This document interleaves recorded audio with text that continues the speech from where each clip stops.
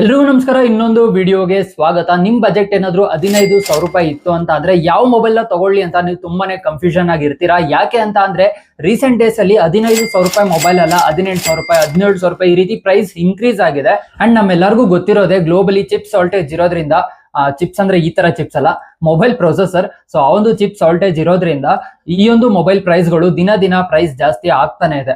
ಈ ಎಲ್ಲಾ ಕನ್ಫ್ಯೂಷನ್ ಮಧ್ಯೆ ನೀವೇನಾದ್ರೂ 15,000 ರೂಪಾಯಿಗೆ ಒಂದು ವರ್ತ್ ಮೊಬೈಲ್ ನ ತಗೋಬೇಕು ಅಂತ ಅಂದ್ರೆ ಈ ವಿಡಿಯೋನ ಕಂಪ್ಲೀಟ್ ಆಗಿ ನೋಡಿ. ಯಾಕೆಂದ್ರೆ ಲಾಸ್ಟ್ ಅಲ್ಲಿ ಹೇಳುವಂತ ಮೊಬೈಲ್ ಏನಿದೆ ಅದು one of the best allrounder phone ಆಗಿರುತ್ತೆ. ಸೊ ಬನ್ನಿ ವಿಡಿಯೋನ ಶುರು ಮಾಡೋಣ.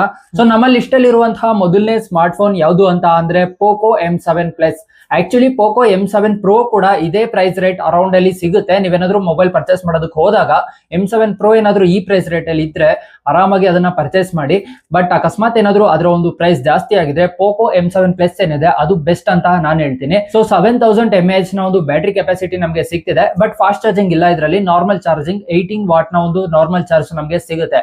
ಈ ಮೊಬೈಲ್ ನ ಸ್ಪೆಷಾಲಿಟಿ ಏನು ಅಂತ ಅಂದ್ರೆ ಇದನ್ನ ಪವರ್ ಬ್ಯಾಂಕ್ ರೀತಿ ನಾವು ಯೂಸ್ ಮಾಡ್ಕೊಬಹುದು.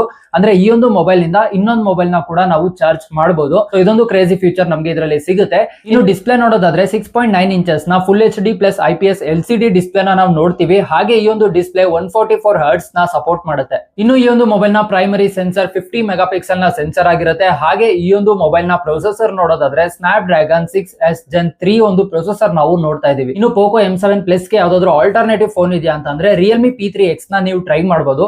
ಸೊ ಈ ಒಂದು ಮೊಬೈಲ್ ಒಂದ್ ಸ್ವಲ್ಪ ಪ್ರೀಮಿಯಂ ಡಿಸೈನ್ ನೊಂದಿಗೆ ಬರುತ್ತೆ. ಹಾಗೆ 120 Hz ಡಿಸ್ಪ್ಲೇ, IP68 ರೇಟಿಂಗ್ ನ ಕೂಡ ನಾವು ಇದರಲ್ಲಿ ನೋಡ್ತಾ ಇದೀವಿ.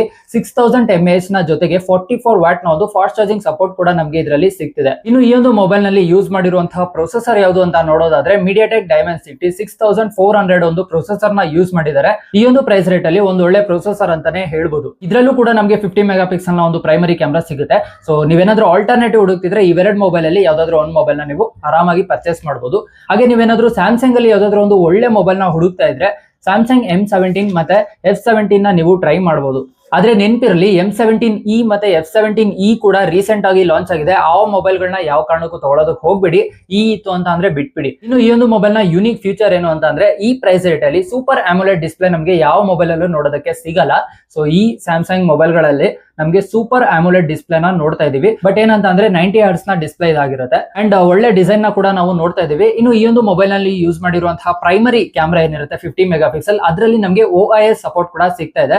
ಸೊ ಸ್ಟೆಬಿಲೈಸೇಷನ್ ಕೂಡ ತುಂಬಾ ಚೆನ್ನಾಗಿರುತ್ತೆ. ಹಾಗೆ ಈ ಒಂದು ಮೊಬೈಲ್ ಅಲ್ಲಿ 8 ಮೆಗಾ ಪಿಕ್ಸೆಲ್ ನ ಒಂದು ಅಲ್ಟ್ರಾ ವೈಡ್ ಆಂಗಲ್ ಕೂಡ ನಾವು ನೋಡ್ತಾ ಇದೀವಿ. ಹಾಗೆ 5000 mAh ನ ಒಂದು ಬ್ಯಾಟರಿ ಕೆಪಾಸಿಟಿ ನಾವು ನೋಡ್ತಾ ಇದೀವಿ.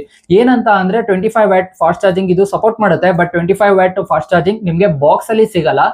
ಸೊ ಅದನ್ನ ನೀವೇನಾದ್ರೂ ಹೊರಗಡೆ ಪರ್ಚೇಸ್ ಮಾಡ್ತೀನಿ ಅಂತ ಅಂದ್ರೆ ಮತ್ತೆ 1 ಇಂದ 1.5K ಆಗುತ್ತೆ.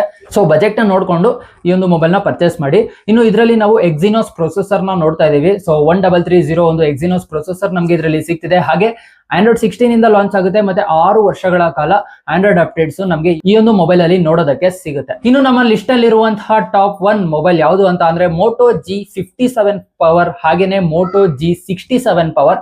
ಎರಡು ಮೊಬೈಲ್ ಕೂಡ ಆಲ್ಮೋಸ್ಟ್ ಸೇಮ್ ಪ್ರೈಸ್ ರೇಟ್ ಅಲ್ಲೇ ಇದೆ.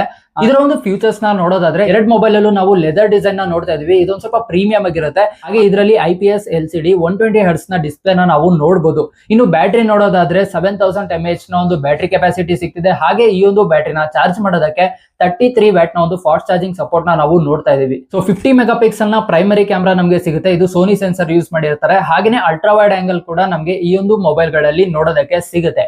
ಮೇಜರ್ ಡಿಫರೆನ್ಸ್ ಎಲ್ಲಿ ಅಂತ ಅಂದ್ರೆ ಪ್ರೊಸೆಸರ್.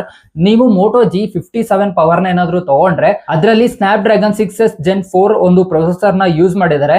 ಅಕಸ್ಮಾತ್ ನೀವೇನಾದ್ರೂ Moto G67 ಪವರ್ ನ ತಗೊಂಡ್ರೆ ಅದರಲ್ಲಿ snap dragon 7S Gen 2 processor ನ ನೋಡ್ತಾ ಇದೀವಿ. ಸೊ ಎರಡು ಮೊಬೈಲ್ ನೋಡಿದ್ರೆ ಈ ಪ್ರೈಸ್ ರೇಟ್ ಅಲ್ಲಿ ಒಂದು ಒಳ್ಳೆ ಪರ್ಫಾರ್ಮೆನ್ಸ್ ನ ಕೊಡುತ್ತೆ.